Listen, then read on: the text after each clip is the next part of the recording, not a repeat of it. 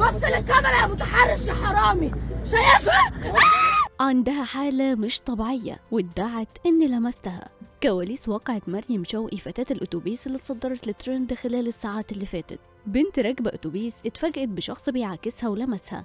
هنا أخدت أجرأ قرار ووثقت اللي حصل لها. المفاجأة إن الرجالة اللي في الأتوبيس وقفوا في صف الراجل وطلعوها هي السبب. ظهر الشاب اللي اتسبب في الواقعة وهو بيقول لها بصي للي انتي لابساه الأول، وكان هيمسك فيها ويديها علقة لولا الناس اتلمت وبعدوا عنها. أما بقى تعليقات الرجالة الغريبة فكانت زي هو جه جنبك، لو انتي بنتي هتبر منك، هو ده لبس أصلا، الدين متبر منك. طلع الشاب علق بعد انتشار الفيديو بيدافع عن نفسه وقال المسافة أصلا بيني وبينها مترين، وقالت كمان إني سرقت منها فلوس. الكمساري كان معدي وقال لها يا بنتي ما حدش خد منك حاجة. ردت وقالت له ده كان زمان خد مني 200 جنيه، والناس كلها كانت مستغربة وبيقولوا إن البنت دي عندها حالة ومش طبيعية. أما عن تعليق البنت فهو انت كداب وانا هدعي عليك حاجة ما حصلتش. ليه؟ انت واحد بتراقبني من اسبوع وغيرت اتجاهي، لكن فوجئت بيك في المواصلات ومش هسكت وهجيب حقي. يا ترى تفتكروا مين الصادق ومين الكداب؟